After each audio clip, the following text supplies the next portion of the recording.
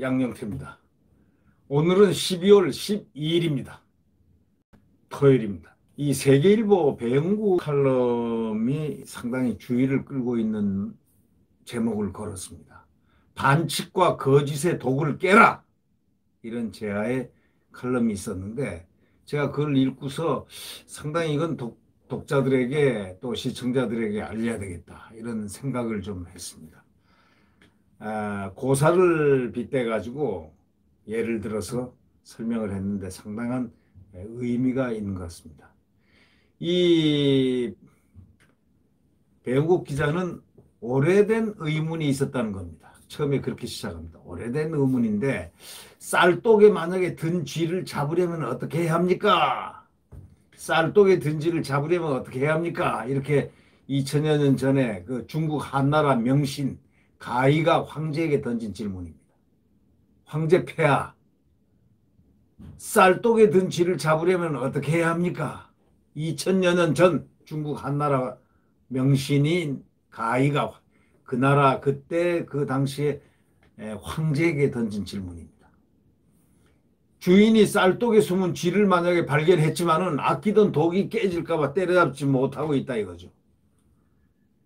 신하 물음에 황제는 이렇게 답합니다. 쥐를 때려잡으려면 항아리를 깨지 않기란 어려운 일 아니냐 이렇게 답을 했습니다. 항아리를 깨야 되지 않겠냐 이렇게 얘기하니까 여기서 나온 말이 바로 투서기기라는 뜻입니다. 투서기기란 사자성어가 나온 겁니다. 뭐냐? 신하 물음에 신하가 질문할 때 가희가 질문할 때 신하가 가희입니다. 명신입니다. 이 가희가 황제한테 질문할 때 여기 쥐가 쌀독에 숨어 있는데 이 쥐를 어떻게 잡아야 되겠습니까? 폐하 하고 질문을 했더니 그 신하 물음에 황제가 쥐를 때려잡으면서 항아리를 깨지 않기란 어려운 일 아니겠냐. 여기서 나온 말이 투서기기, 즉 반고가 지은 한서에 나오는 이야기입니다. 유명한 한서에 나오는 이야기입니다. 이 가희가 쥐 이야기를 꺼낸 이유는 황제 측근들이 그의 위세만 믿고 횡포를 너무 부리고 있었기 때문입니다. 간신무리를 없애고 싶어도 황제에게 누가 될까 꺼리게 된다는 것입니다. 당시 황제는 상당히 어질고 똑똑한 경제 황제였다는 겁니다. 이 경제는 신하의 충정을 귀담아 듣고 측근들의 전행을 뿌리 뽑았습니다. 지금 나에게 쌀독을 갖다가 깨지 않고 저걸 쌀독에 쥐를 갖다 잡는 건 불가능하다라는 뜻을 얘기하구나. 쌀독에 쥐를 갖다가 어떻게 잡습니까? 하고 폐하하고 물어봤다는 거는 바로 그 얘기 아니냐 생각해서 그 다음에 알아차리고 그 나라 할 수 없이 전행을 뽑아야 되겠다 하고 황제 스스로가 나와서 신하의 그 못된 신하들을 다 잡아들이고 해가지고 전행을 뿌리 뽑았습니다. 이번에 그 법원에서 말이죠. 이 윤석열 총장에게 그 하나의 선물을 하나 갖다 준 말인데 그건 이 추미애에게 선물이라고 저는 생각합니다. 뭐냐?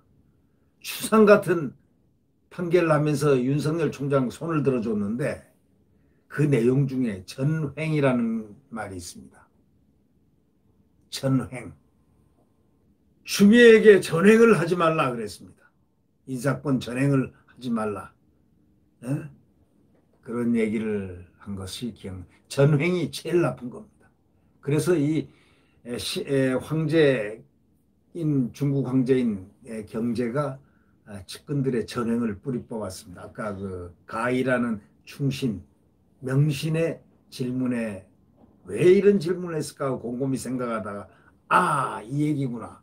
그래서 전횡을 뽑아서 태평성세를 이뤘다라는 그런 얘기인데 이 안타깝게도 경제와 같은 현군은 드물고 혼군이나 용군이 더 자주 출몰한다 이거죠.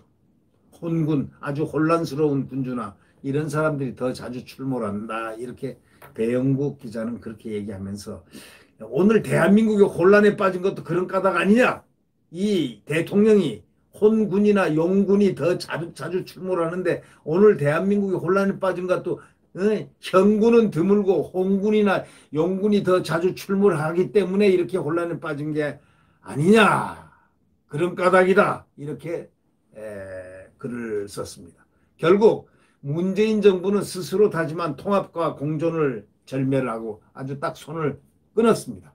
그리고 갈등과 분열을 조장하고 있다고 적시를 하고 있습니다. 대통령과 측근들은 윤석열 검찰총장을 내쫓아내기 위해서 온갖 암수를 꾸민다. 이렇게 얘기합니다. 사람에게 충성하지 않고 그를 낯짝이 철판 동네 양아치라고 막 모욕합니다. 왜? 그는 처음부터 나는 사람에게 충성하지 않습니다. 이런 얘기를 국회에서 2013년도인가 했습니다. 그걸 다 뻔히 알면서 우리 총장님 해가지고 뽑아가서 막 칭송할 때는 언제고 동네 양아치라든가 낯짝이 철판이라든가 이렇게 모욕을 줍니다. 청와대 실세는 광화문 집회를 수재한 국민들을 갖다가 살인자라고까지 친 적이 있습니다. 비서실장, 살인자. 소위 광화문 집회를 이렇게 집회를 주동한 사람을 국민들을 살인자라고 고함친 적이 있습니다. 국민들은 이런 참 눈뜨고 못 볼 이런 상황에 대해서 분통만 터뜨리고 자, 쥐를 잡으려다 독을 깨뜨릴까봐 머뭇거리고 있는 바로 그런 중이다라는 이 고사를 비교를 하고 있는 이 기자의 그 마음은 어떠할까요? 국정이 중단되는 불행한 사태가 재발하는 일이 생길 수 있기 때문에 정말 여태까지 국민들이 참았다는 얘기죠. 자, 쥐를 잡기 위해서 독을 깨야 하나 말아야 하나. 똑같은 문제가 2020년 우리 앞에 놓여 있었습니다. 자, 해법의 열쇠는 1000년 전 일화에 있다 이겁니다. 북송의 역사가 사마광이 7살 무렵의 일인데 동네 아이들하고 함께 놀고 있는데 사마광 여러분 잘 아시죠? 사마광. 사마이, 사마천, 사마광. 사마광이 아주 유명한 사람이죠. 그러니까 사마광이가 7살 무렵의 일인데 동네 아이들과 함께 놀고 있는데 한 아이가 큰 물독에 빠져가지고 허우적거리고 있었습니다. 그 어른들이 사다리 가져와라, 밧줄을 가져와라 이렇게 난리법석을 떠는 동안 아이는 물속으로 가라앉기 시작을 했습니다. 그때 어린 사마광이 돌을 가져오더니 독을 깨뜨렸습니다. 그러니까 아이는 간신히 살아날 수밖에. 독을 깨뜨리니까 물이 다 나올 거 아닙니까? 그래서 친구를 구한 파옹구라는 고사입니다. 파옹구우. 옹기를 파괴해가지고 친구를 구했다. 파옹구우. 이런 고사입니다. 이렇게 일화가주는 교훈이 바로 이겁니다. 가장 귀한 사람의 목숨을 구하기 위해서는 아까운 독을 깨야 한다는 바로 그런 사실. 지금은 사마광이 살던 황제의 나라가 아닙니다. 황제라는 독보다 사람, 즉 국민을 중히 여기는 민주시대입니다. 대한민국은 나라의 주권은 국민에게 있습니다. 주권 재민을 채택하고 있는 우리의 헌법입니다. 공무원들이 선서를 통해서 국민에 대한 봉사를 맹세하는 것도 다 그런 이유입니다. 1호 공무원인 대통령도 예외일 수 있겠습니까? 대통령도 1호 제1호 공무원입니다. 상해 임시정부가 수립된 이듬해 도산 안창호 선생이 이런 얘기를 했습니다. 황제란 주권자를 일컫는 이름이니 국민 각자가 바로 황제라면서 대통령이나 총리나 다 국민의 노복일 뿐이야 이렇게 얘기했습니다. 자, 이런 말을 갖다가 상해 임시정부 운운하고 대한민국 건국을 부정하면서 대한민국 건국 대통령 이승만 대통령을 부정하면서 상해 임시정부가 뭐 법통이 어떻다느니 헛소리들을 이렇게 해가면서 하는데 정작 상해 임시정부가 수립된 이듬해 도산 안창호 선생이 얘기한 그 중요한 말은 왜 기억을 못하는지요? 황제란 주권자를 일컫는 이름이니 국민 각자가 바로 황제들이다. 대통령이나 총리나 다 국민의 노복일 뿐이다. 이렇게 안창호 선생이 그렇게 얘기를 했습니다. 도산 안창호. 상해 임시정부가 수립된 그 이듬해 말이죠. 이것이 우리가 추구하는 민주정신입니다. 이런 민주 원칙을 훼손하는 자가 있다면 노복의 자격을 회수해야 한다. 그래야 마땅하다. 주권자에겐 그런 책임과 권한이 있다. 이런 얘기입니다. 현실을 직시하면 독을 깰지 말지를 결정하는 일은 그리 어렵지 않습니다. 만약에 쌀독이 쌀을 보호하지 않고 쥐를 키우는 온상 역할을 하고 있다면 한번 생각해 보십시오. 그건 두말할 것도 없이 쥐들이 번식하지 못하도록 독을 깨는 게 상책일 수밖에 없습니다. 실제로 문 대통령은 국정 혼란을 부른 조국 추미애를 법무장관에 앉혔습니다. 썩은 냄새가 도처에 진동하고 영혼이 있는 공직자들이 쫓겨나는 비상식의 꼭대기에는 대통령이 있습니다. 혹여 정부의 개혁이 중단될까 봐 파홍을 주저하는 것은 어리석은 일입니다. 문정부의 개혁은 가짜이기 때문입니다. 개혁은 자기 몸을 먼저 치는 것이지만 집권층은 남만 때리고 있습니다. 바로 민주적 통제는 국민의 뜻을 받드는 것이지만 그들은 대통령의 명만 따릅니다. 민주주의는 위선과는 동행할 수 없는 게 바로 민주주의입니다. 정의와 공정과 진실의 세상을 원한다면 불의와 반칙과 거짓의 독을 깨라. 무엇을 망설이나? 쥐들이 울거리지 않는가? 거짓의 독을 깨라. 이렇게 끝을 맺는 배영국 기자의 그 말은 상당히 힘이 있습니다. 오늘 우리들이 살아나가는 이 모습, 정말 기가 찬 얘기들이 많지 않습니까?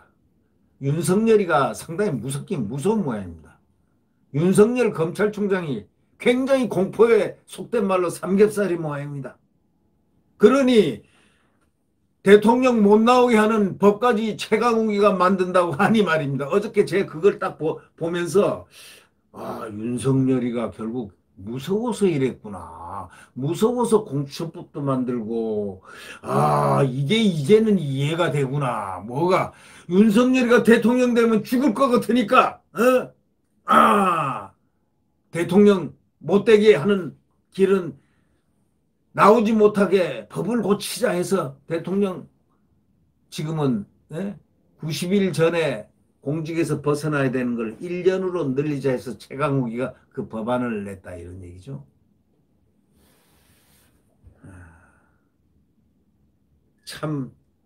참으로 대한민국 후퇴를 해도 너무 많이 후퇴했습니다. 네. 저는 가끔 그런 생각을 합니다. 따따붙다 얘기하고 싶지는 않습니다. 다만 한 가지. 후퇴를 해도 너무나 후퇴했다 대한민국이. 적어도 근데 이 나라에 돈이 많은 거는 박정희 덕분인데 박정희 대통령 덕분인데 이 돈을 막 쓰면서 박정희 동상까지 해치고 박정희를 지우려는 이 정권 그 돈은 어디서 났는데 성장의 과일을 다 심어놓은 그리고 성장을 또 유도를 시킨 전두환 대통령도 얼마나 많은 나라에 올림픽도 가져오고 한강을 푸르게 만들고 공헌이 있었는데 또 박정희 대통령이 성장을 해놓은 이 산업화를 유지 발전을 시키고 물가를 한 자리로 딱 잡고 그렇게 했는데 광주에 내려가서 무슨 모욕을 주고 법원을 사자 명예훼손해가지고 온갖 명예를 훼손하고 지금 반칙 우리 이 배 기자가 말한 대로 정의와 공정과 진실의 세상을 원한다면 이제는 불의와 반칙과 거짓의 독을 깨버려야 합니다. 무엇을 망설이니까? 쥐들이 우글거리지 않습니까? 예. 구독 버튼과 엄지를 눌러주시면 고맙겠습니다.